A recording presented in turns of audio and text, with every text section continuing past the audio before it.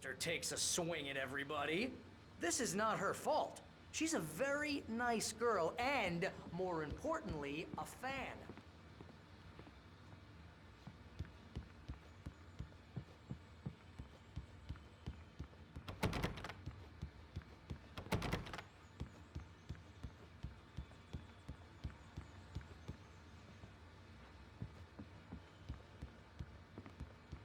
Seriously, Al, what you were saying in the car?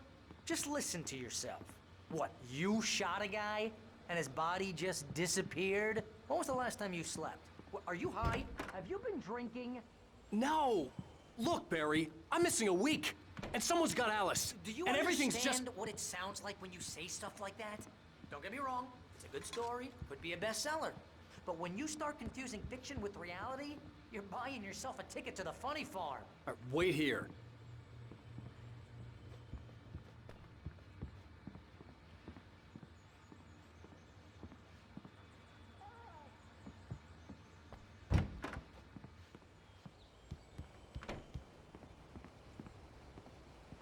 Easy there, boy.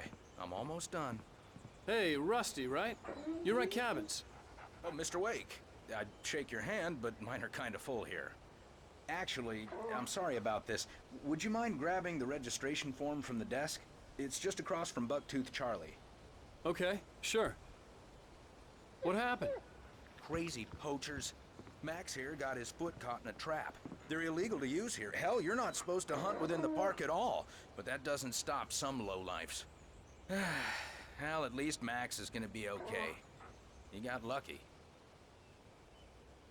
Max is still groggy from the shot I gave him, and I'd rather not leave him alone just yet. The form's on the desk across from the mammoth skeleton.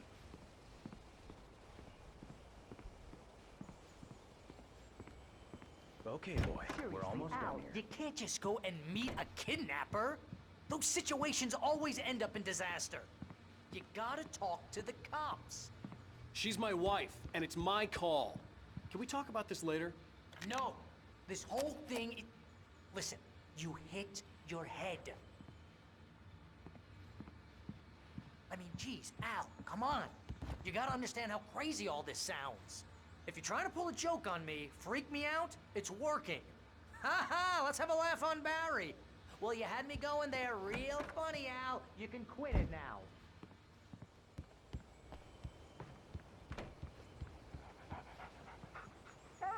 I think this is the form you wanted. And here are the keys. Okay, you're all set, Mr. Wake. Glad to have you staying here. Thanks. Can you tell me how to get to Lover's Peak? Oh, sure. It's at the end of the nature trail. Just follow the paths, you'll get to it eventually. It's an easy walk. Nice spot, too. If you have any trouble finding it, just keep your eyes on the radio mast. It's right below that.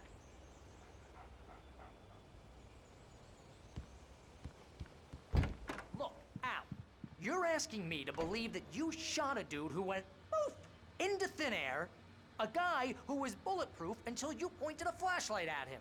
You hear that from people who end up spending time in padded rooms, strapped to their beds, wearing white shirts with too long tangled up sleeves, and eating a healthy diet of pills. Al, you make cruel jokes about people who believe that kind of stuff. You're the skeptic. You gave me an hour-long lecture on homeopathy last month. What was it? If there's no proof, it's pure bullshit. Period. Guess the laugh's on me then. Al, come on! I mean, okay. Okay, maybe something weird happened to you, okay? Well, thanks for the heartfelt vote of confidence. All I'm saying is you gotta throw me a bone here, bestseller. What would you think if it was me? There's no way you should be going out at midnight with a gun. No one asked you to come here, Barry. Either work with me on this or go straight back to New York. Your choice. Uh-huh.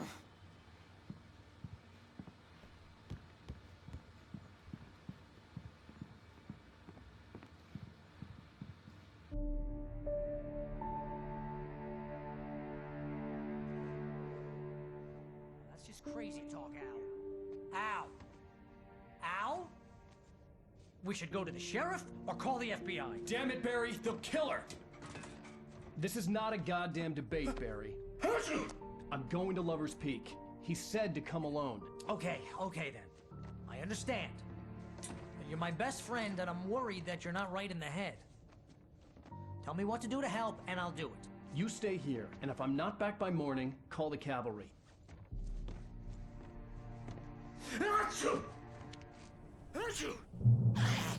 Just be careful with the natives, Al. These yokels are dangerous.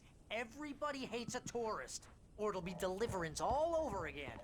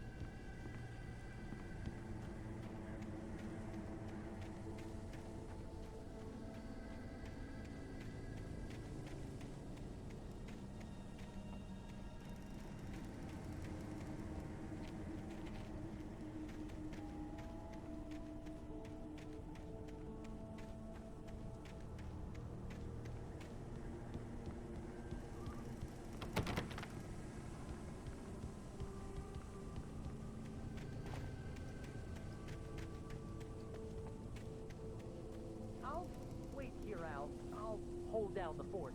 I'll be with you in spirit every step of the way, Al. Walking the door now.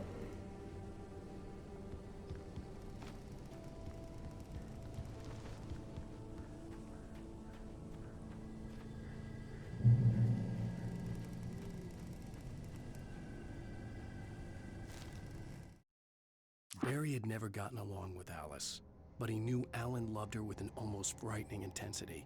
And now something had happened to Alice.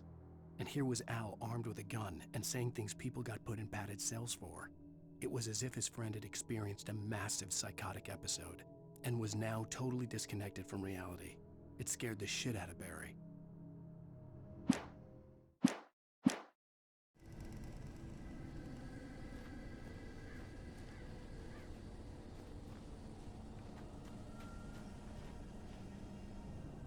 Barry had the keys to the car he rented.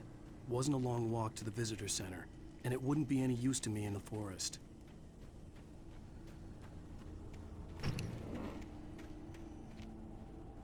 I knew I should have gone to the cops. This wasn't the smartest thing I'd ever done, but I was still angry with Barry for trying to talk me out of it. These people had called me right in the sheriff's station. The cops wouldn't scare them, and they had Alice.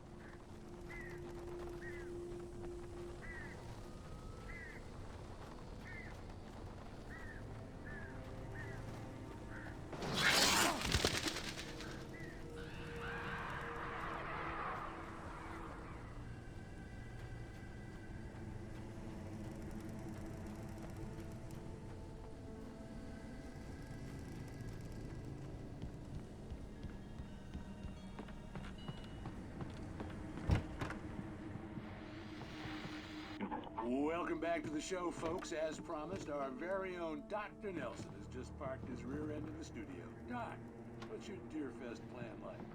My plan? You make it sound a lot more organized than I ever seem to manage.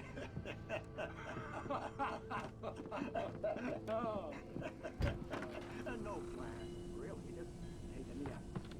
I'm getting a little too wicked. Much more than that, you know. Tell me about it. No sack race for us older gentlemen. Yes, exactly that. But I'm gonna check out the party.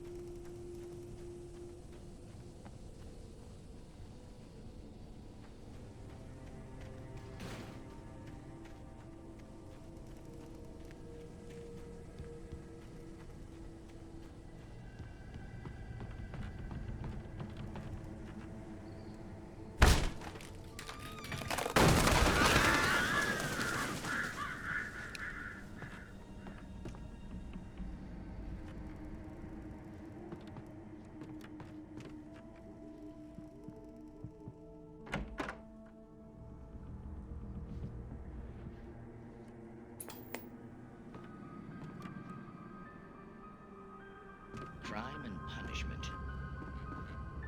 The cancer and cure of civilization. But some crimes are impossible to punish, especially in Night Springs. Tonight's episode, The Man in the Mirror.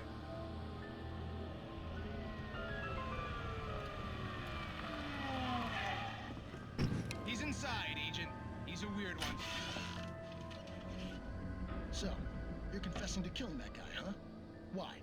Had it coming? Yeah, but why would you do that? I mean, you're a nice guy. Normal. Took a kid to a soccer game. So how come at the game...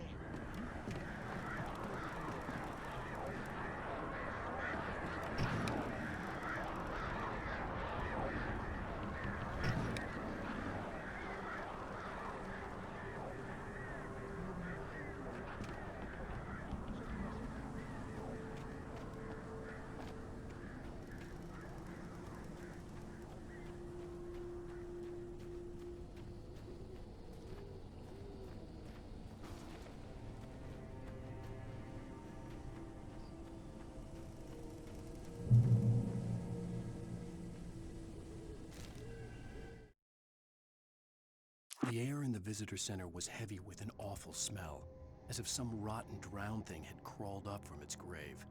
Rusty kept coughing blood. My eyes were drawn to the twisted shape of his broken leg. The attack had been vicious. Max whined in his cage. Rusty's eyes were wild with fear and terror. He gasped. "Mr. Wake, it happened just the way it was on that page."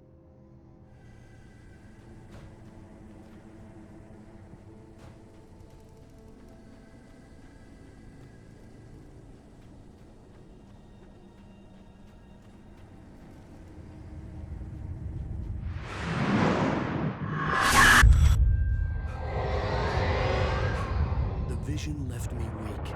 This was no head injury.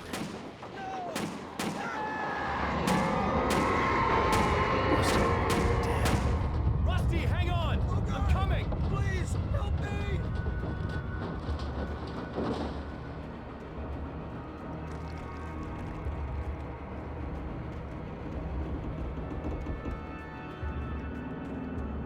Anybody? Help me! Help me! Can you hear me? Anyone! Please help! Back here! I'm back here! Mr. Wake? Oh, hell. It happened just the way it was on that page. I found. Came true. It knew. So dark. It'll come back for me.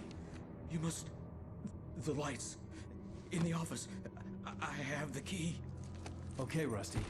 Hang on. I'll be right back. Whatever did this couldn't be far. Rusty had found a page from the manuscript. It would help me understand what had happened.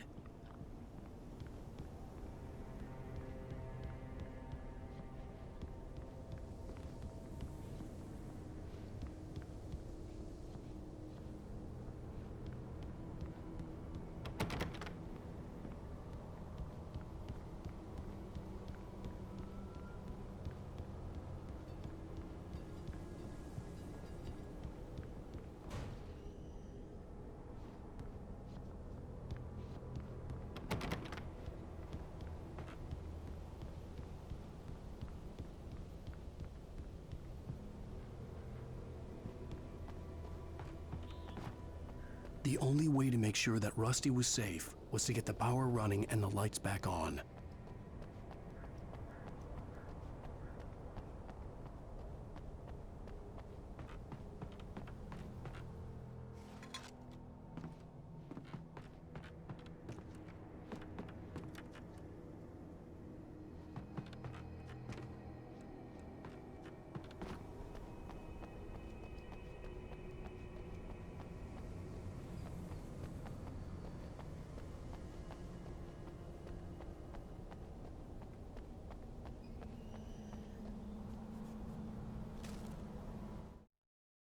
The visitor center was sturdy, but the impact turned the front of the building into splinters.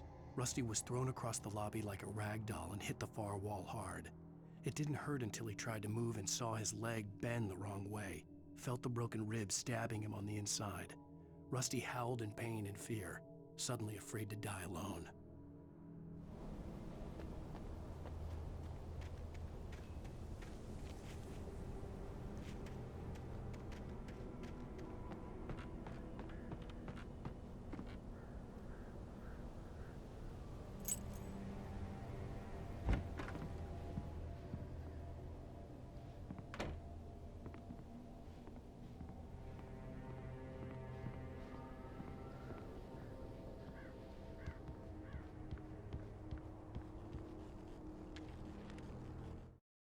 At the last instant, I changed direction and threw myself down.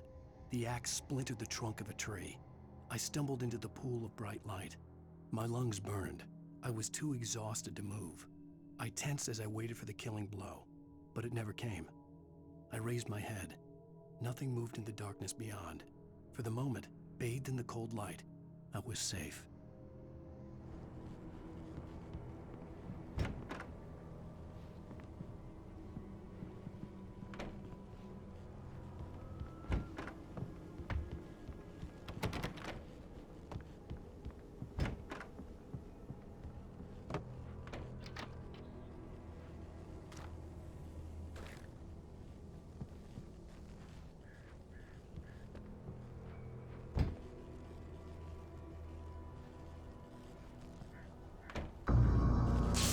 Too late. Someone had destroyed the circuit breaker. There was no way to get the lights back on.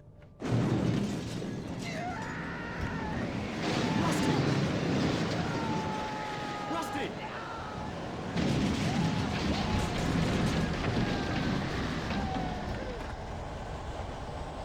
The ground was covered with oily patches that looked like liquid darkness.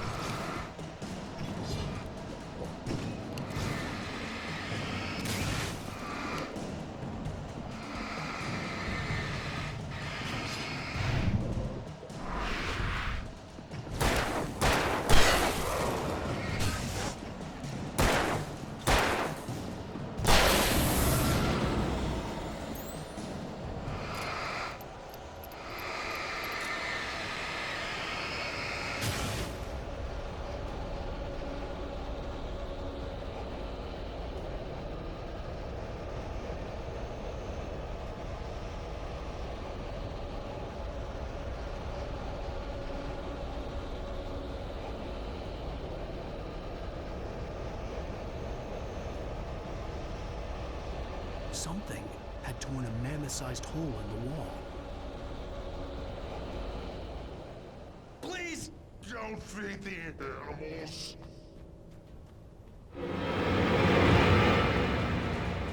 Fishing! Who? Purchase up, Park. License! Obey!